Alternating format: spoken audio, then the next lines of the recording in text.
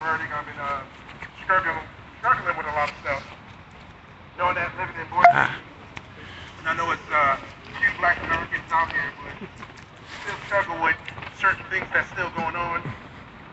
I know individuals are going to say he was a criminal, he did this, he did that, but I still struggle for six shots. I have a problem with that. I really have a problem with that. And I know I don't live in Ferguson, but there's something deeper going on in there. It's a deeper root.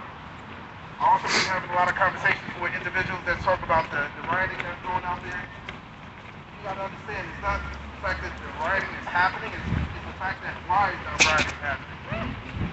That's what I want to understand. This thing is not about Michael Brown. If you think it's about Michael Brown, you miss the point. It's something really, a deep-rooted issue that's going on in this country, and a lot of it has to do with people that's different. I'm not just going to say black folks, I'm going to say white folks, I'm going to say religious folks, I'm going to say mixed folks. It comes down to being different. And when you're being different and being looked at as crazy or not the norm, that's where the problem comes. So being out here, it's touching my heart just seeing a lot of individuals that don't look like me out here, because I know you guys have to struggle somehow, somewhere as well. I got my wife out here and I got my kids, so she looks more like you than I do. But there's a struggle going on. There's a problem that we do have in this country, and I want to make sure when you look at me or any other black American out here, I don't want you to look at me as a threat. I'm an educated man. When I walk on the street, I'm just not a black man, I'm an educated man. I live out here, I pay taxes, I work out here, and I don't want to be seen as a threat, because I'm not a threat. That's how I want to be looked at, and that's what I think the problem is going on. Is sometimes we're looked at as a threat, and the first thing people want to do is hold their purse a little bit tighter when I walk next to them. You know, they might want to walk on the other side of the street. You're looking at me now with jeans on, but I'm always in a suit and tie Monday through Friday. But I'm still looked at as, you know, a threat. And that's what that's what I'm struggling with at times, because I know we're past that, but obviously we're not. So once again, I just want to thank everybody for coming out here. It's softening out my heart on some things or some issues, knowing that I'm not alone out here, and we can definitely be in peace and keep everybody uplifted and understand the root of why certain things is going on. Just don't always look at things on the surface. Because if you're looking at it on the surface, like I said before, you're not going to get the point. Please look at it at a different issue out here. Think of it. Let's have a paradigm shift and look at the root of the problem. And that's what we have to do. Thank you.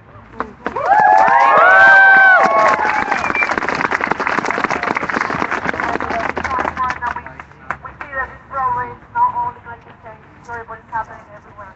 So we have a poem here that we want to share with you guys, and I might need a couple of volunteers to come and create some of the phrases. So I need about. Okay.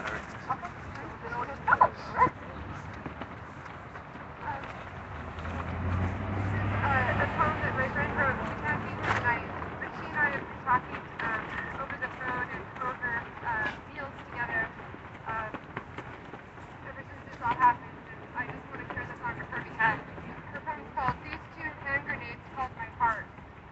Justice lands like a bullet. Can't hear you. Is that better? Yeah. Okay. Oh, yeah. All right. Justice lands like a bullet in the back of another black man's chest, and I think this is what lynching looks like. And there are too many stories. They are worlds. They are weapons. We are standing on stolen land. It does not matter if it's the West Bank or the Fort Hall Reservation. It's all the same story. Colonization. A Japanese internment camp in Minidoka, Idaho. A children's detention center in Artesia, New Mexico. Where did the stories no one wants to tell go? All the women disappeared. It does not matter if their bones are buried on the West Mesa of Berkeley or in the desert of Juarez. Their hearts dried in sandy graves forgot or never have been taught, the truth is this country was built on the backs of slaves and exploitation. It makes no difference if it was Africans on plantations or the Chinese laying railroad tracks to the next great western destination, or the working class white folks surviving North Dakota's winter to weld pipe that will snake the tar sands across our whitest plains. It's all part of the same. And our hearts all have two chambers. They are intertwined, leaning in on one another, embracing in a rhythm that could be defined as ancient, mutable, soft, primal tissue, where love and trauma can be caged in equal parts, our weapons, love, and rage. And when we cry for justice, we burn the city full of flames. It's so we won't forget their names: Trayvon Martin, Michael Brown. And there are so many stories left unsaid. All our hearts have ceased to flow anger and weep red. And this is organized rebellion, fearless, shattering destruction against a system that shoots our brothers every day and locks another dozen away. Pure resistance like the newborn's wail, love drumming like a mother's step. We rise to protect our babies, hold counsel with our deepest pain, rub sorrow's hand, then rise again. It takes an act of faith. To do nothing would be hopeless. To be still requires more restraint. And we are writing a different end to this story, and this is what it looks like. Oppression uncaged, blood drumming for justice, we pull the pins and throw equal parts resilience and rage. Amanda Rich. Thanks.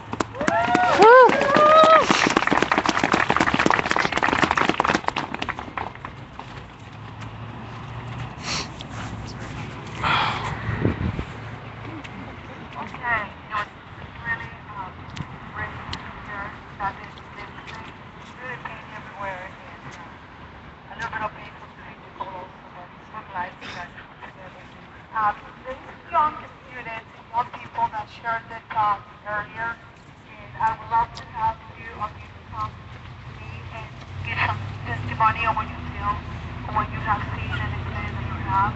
So I want to see some chance of some of them would like to come over.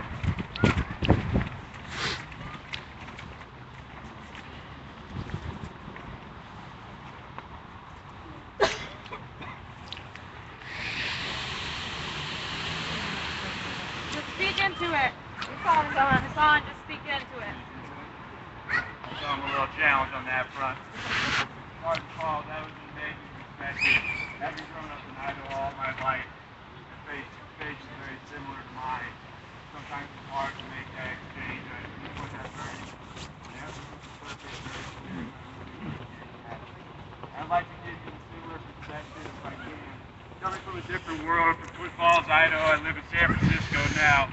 I'm an attorney. I used to only do capital defense, which means I try to fight the death penalty.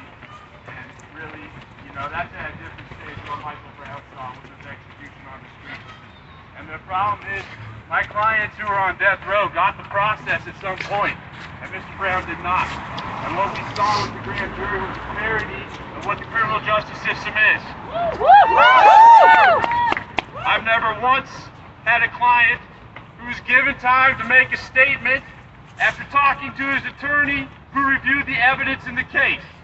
I've never once had a client who wasn't immediately arrested at the scene and placed in cuffs and taken down to the house and given his Miranda rights like a normal citizen of the United States.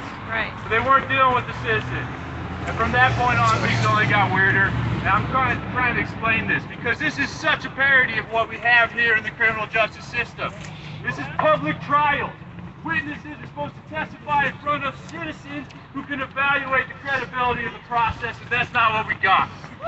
That's not what we got. What we got was behind closed doors. What we got was a DA colluding with the chief of police. What we got was inconsistent testimony. No DA in the history of DAs presents inconsistent testimony to indict a person. You're trying to prove the case. You're not trying to show any kind of inconsistency between witnesses who are not necessarily telling the truth and could have seen it. And all I can say is, when you come through a system that's behind closed doors, that's released through the media, that's not given proper and full forum before the courts as guaranteed by the Constitution, you do not have a system that is delivering justice in any form. And that's a legal perspective. From a personal perspective, I'm from Twin Falls, Idaho. I'm a son of a doctor. I've been privileged all my life. I'm lucky enough to be easily traveling from California to here and be given an opportunity to speak, which is so kind. But that's not for everybody. That's not everybody, white or black, poor or rich. They're not all realizing their situation, and that's what you got to do. You got to realize where you're from. If that's a privileged background, you got to relate to that. You got to figure out how that matters. It's not just that people want to blow up their buildings. These people don't want to burn their city. But that's how it could be. That's how it could be in Boise if one of us went down and that you knew that person. And if you can relieve your privilege, if you can relieve where you came from, and realize that these are just human emotions at the end of the day. These are just people reacting in a situation where they don't have choice. They feel that they've been forced into this. They feel that it's all they have, and that justice comes through reaction. And if you can understand that, you can get away from perceiving somebody as a threat you don't know. Perceiving a situation where you don't have any idea of where this person comes from. And if you can just relate to those things, you will really connect and really get down to how to do justice in this system. And unfortunately, I'm going to tell you, Mr. McCulloch, the governor of Louisiana, the FBI are not going to realize this. These people are in privileged positions all their life, and that's how they're going to handle this. When I look around here, I see a lot of young people. It makes me very happy. I can see that there's hope and there's change and there's a possibility. And I really, really thank everyone for coming out and for listening to me and for amazing emotion and speeches tonight. This is really sad. I know your voices, you're far away, but this is through solidarity. This is how you do it. This is how you connect to everyone else. This is how you go on and change minds. Keep it up.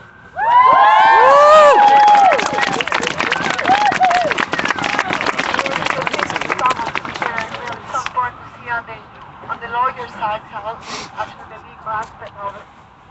We have some students also, and I see you over here, Rodriguez, you want to come over and share a little bit of your thoughts that you had this evening when we were over at the park.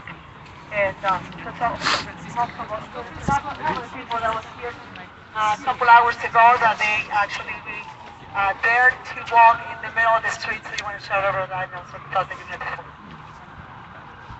I'm actually not going to share the thoughts I had before. I just wanted to share something slightly different, because yesterday there were some of us that got together at City Hall and had a press conference, and there was an attorney there who came there and did some research, looked at the grand jury testimony, and she said some things that were very, very important, very insightful. And it's important to remember that the criminal justice system belongs to all of us. Equal justice is meant for all of us. The criminal justice system is public servants meant to serve us. And she said something that I hadn't heard before, and growing up as a man of color, I learned to fear the criminal justice system. Before I ever had any contact with the criminal justice system, I learned it was not for me. That's a lie. It is for me. It's meant for me, and it should be for me. I think she said 4 more shots. It should be equal. She suggested that it's so important for all of us when we receive service. When somebody greets you, when a police officer stops you and assumes that you have drugs and asks you what drugs you have, when a police officer stops you and because of the way you look, assumes that you are dangerous and have a weapon, right? That is unequal treatment, and that shouldn't happen. And it will continue to happen until we don't allow it to happen anymore. That means all of us have to take responsibility for making sure that that stops, and all of us have to take down the name and the badge number of those police officers who do that. And I know there are good cops, okay? And I appreciate the service of good police officers. But those who start with stereotypes and act upon them to dominate people who look different have to be stopped, and it's up to us to stop them. So we have to take their names, we have to take their badge numbers, and we have to file complaints. That's so important. That's where it stops. That's where it starts to stop. And even if they aren't held accountable for that particular thing that you call on, it begins a process where they build up a record, right? And that begins to reflect on them. And hopefully, over time, that cannot continue. Thank you.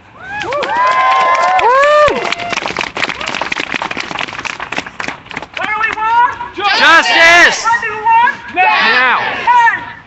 Now! Now! Get here and run! Now! What do we want? Justice! Run!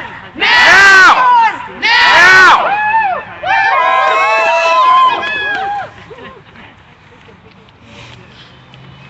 I don't really have much to share right now, but you said something about young people. I myself am only 17, and I look around and I've seen plenty of people here that are my age, even younger, you know, and I think that's great.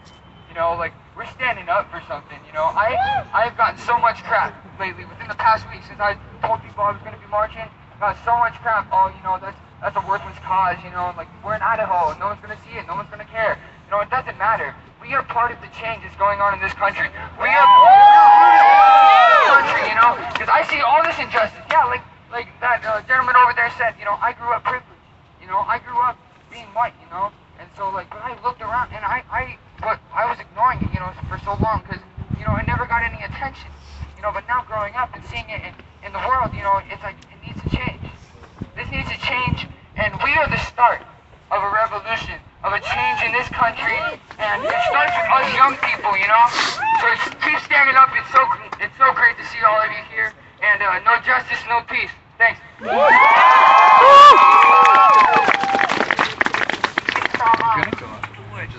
have another student. I haven't seen any girls coming over. I need to speak. Sorry. I'll let her go first. Oh, sure, there you go.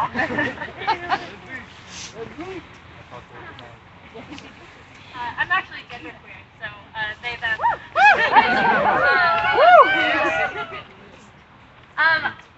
I was a teenager growing up in the San Francisco Bay Area when Oscar Grant was murdered a few years ago. And I remember the anger that was felt during that time, particularly in communities of color, but also in the white communities that I was a part of. And the expression of that anger looked really different.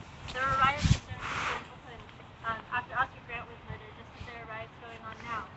And I didn't understand at the time, and my parents didn't understand at the time, where that anger was coming from.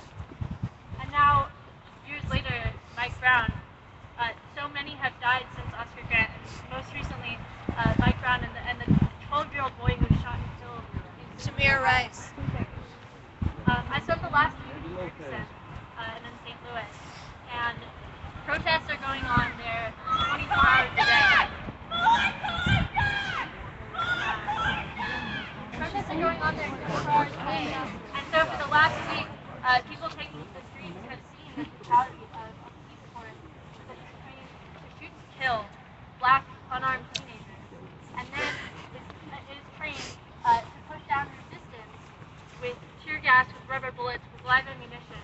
And so I'm really grateful to see everybody gathered out here, and I do think that everything that's going on in Ferguson, from the peaceful candlelight vigils that they're holding to the riots that they're holding, it's all part of a really important strategy around pushing this issue to the forefront. We need to be talking about racist policing. We need to be talking about police brutality. We need to be talking about the way that this affects every single one of us and how it affects every single one of us very differently. So in the next week and in the next month, during this holiday season, I really encourage everybody to take this issue into your family's homes, to take this issue into your places of work. The most important thing that can come out of the demonstrations going on here, going on in Ferguson, going on around the whole country, is the personal conversations that we're having, explaining why we're angry, why other people are angry, and why it makes sense for people to be doing what they're doing. We need more people here, and the more that we have those conversations, the more we can come. So just to close, I want to read everybody in a common response to you. So just repeat after me. It is our duty to fight for our freedom. It is our duty to fight for our freedom. It is our duty to win. It is our duty to win. We must love and support one another. We must love and support one another. We have nothing to lose but our chains. We have nothing to lose but our chains. It is our duty to fight for our freedom. It is our duty to fight for our freedom. It is our duty to win. It is our duty to win. We must love and support one another. We must love and support one another. We have nothing to lose but our chains. We have nothing to lose but our chains.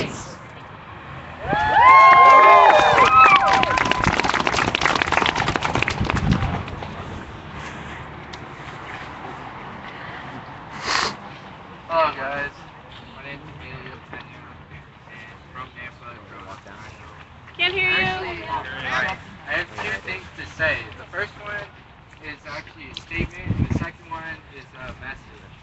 And I'll just go ahead and go with the message first.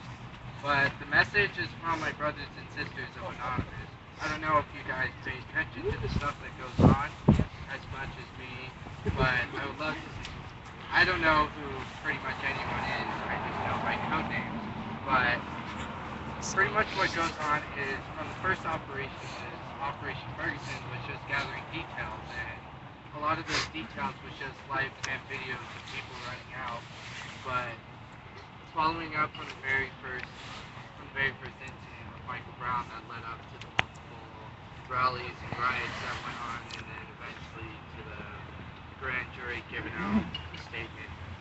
And from the beginning, it was just sorry, I don't have my phone. I don't have my phone, so I can't remember the message, but the message was just from Brothers and Sisters of Anonymous, thanking you guys, boys, for coming out. And it's hard to fight for the very same judicial system that works against us. And for us people that gather around and actually do something, the cause starts here, from just walking in the middle of the cold all the way to the courthouse and to the Capitol. It's hard, and basically what happened is it's a very sad story, and we're here, and hopefully this cause starts today. But the statement that I wanted to give is coming from a military family. My dad being in the Army Special Forces since he was 17, is how is it for my dad to sleep with mortars and RPGs going off in Iraq and Operation Desert Storm, where our policemen that are here to protect us is dressed better than he is. They have more guns. They're driving around in MRAPs, and those are pretty much just drivable things. And the government is issuing an MRAP to each police station. And the problem that I have with that is the police stations are actually coming out with statements saying that they are losing these items that we're giving them. How do you lose an MRAP? It's a big tank. And the fact that there are these no-knock raids going on, shootings and killings of our children, how are we supposed to grow up in a society where an outdated constitution no longer protects us? How am I supposed to sleep at night when I have police who I pay my taxes for, we all pay our taxes for, whether we're old and young, are killing us? Like I said, the judicial system that is fighting against us, how are we supposed to support a system like that?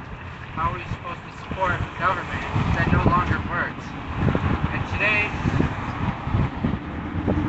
we just got to sit at home and think about it and just keep doing what we got to do to raise awareness. But at the same time, we got to create a better society for our children, starting with these protests and just gathering information together and sharing it so we can create a better society that we can live and no longer live in fear from the same people that we assigned to protect us. And that's pretty much all that I gotta say, but Anonymous does thank you guys. Do you have anyone else that wants to share any thoughts? All right.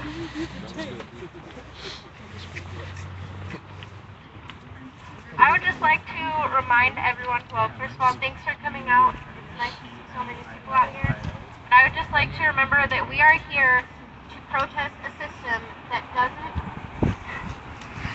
not target white people. The system that we are protesting against targets black people and seeks them out to charge them with crimes and regards their lives as worthless. And that is wrong. And we're not here. Black Lives Matter. We're not on my ground.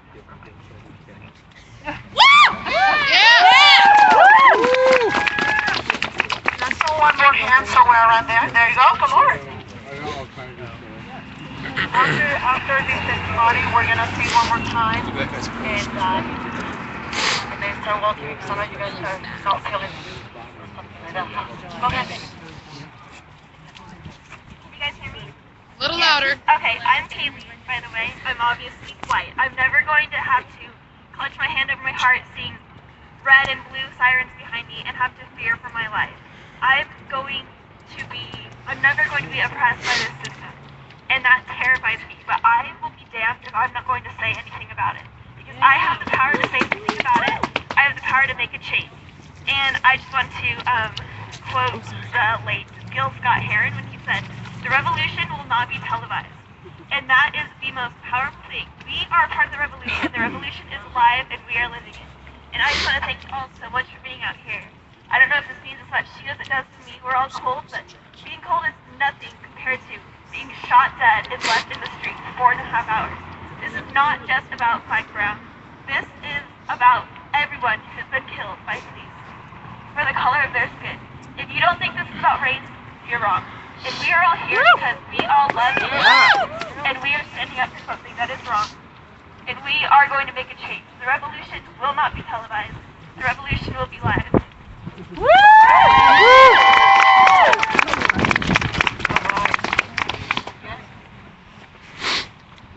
Thanks for being here. My name is Nicole Warner, and I wanted to leave you with a poem that was written by my hero, Maya Angelou, who passed away recently, and I wanted to leave us all with a message of hope.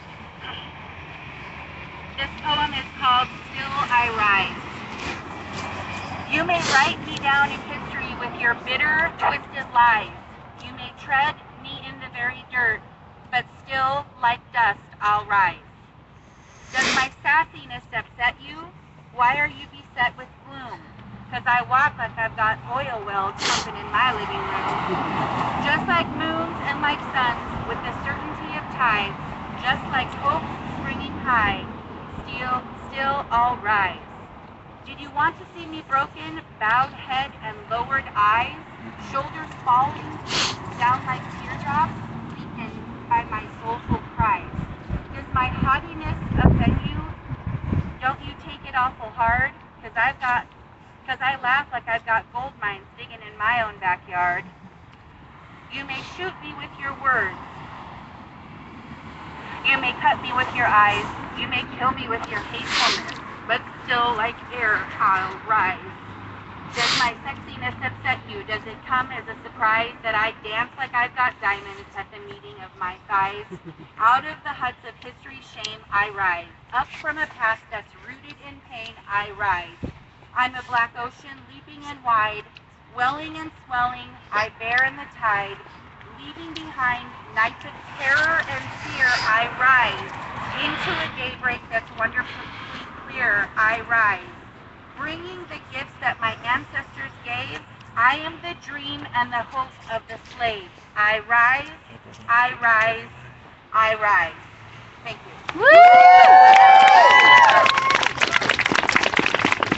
What do we want? Justice! What do we want? Justice!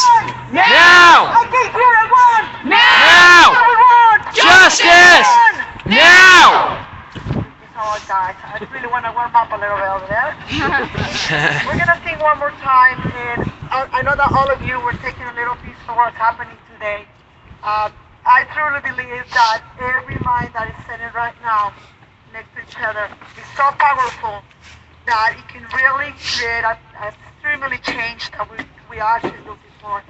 So we keep moving, and we're gonna be looking for what?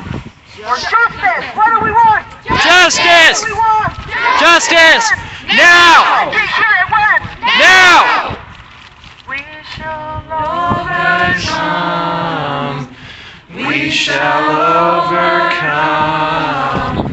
We shall overcome someday. Oh, deep in my heart, I do believe we shall overcome someday. The Lord will see us through. The Lord will see us through. Lord shall see us through. Lord shall see us through someday.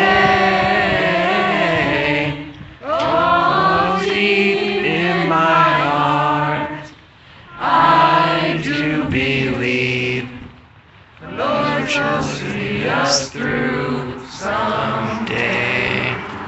on to victory. We're on to victory. On to victory. On to victory someday.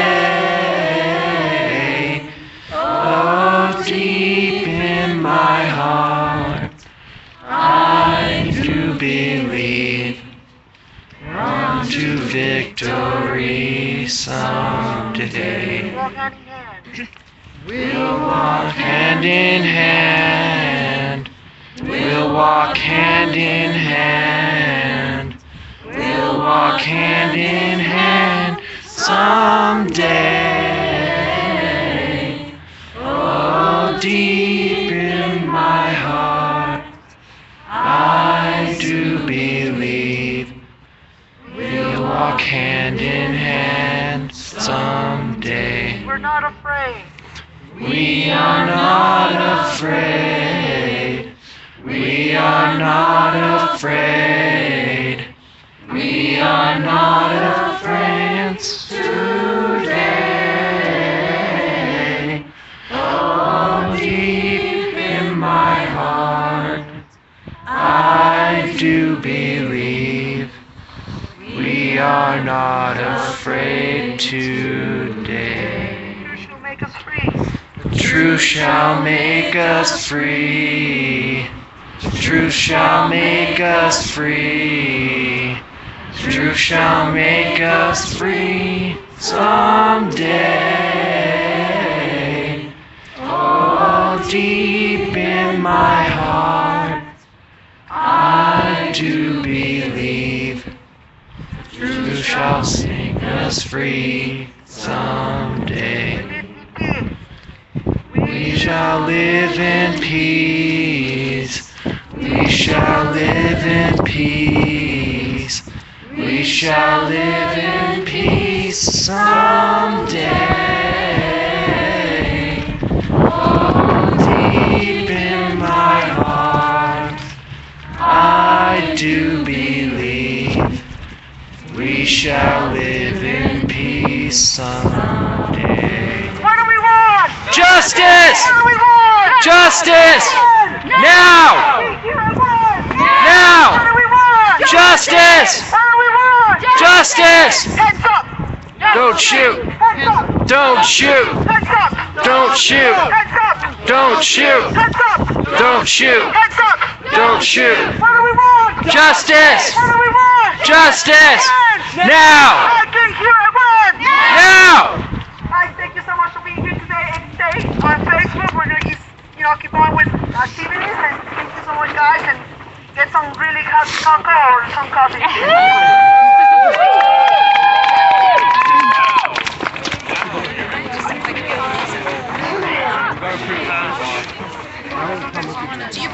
Next Saturday!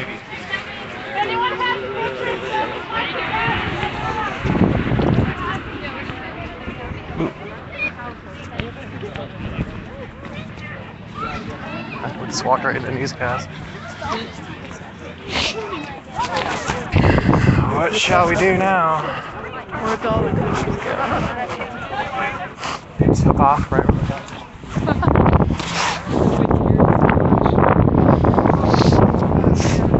Oh, what's this? Way down this way. Why isn't this stopping? It's not stopping. No, it's not frozen. It's ticking off. Wait. No, it's not frozen. Maybe my phone's frozen. Like, actual frozen. Yeah. That's what I meant. Next Saturday, same time. Oh, shit. Don't hit us. Whoa. We're jaywalking, but shit. Consideration, even though we're jaywalking, they could still slow down, not hit us. How do I stop this, dude? It's still going. My phone's like not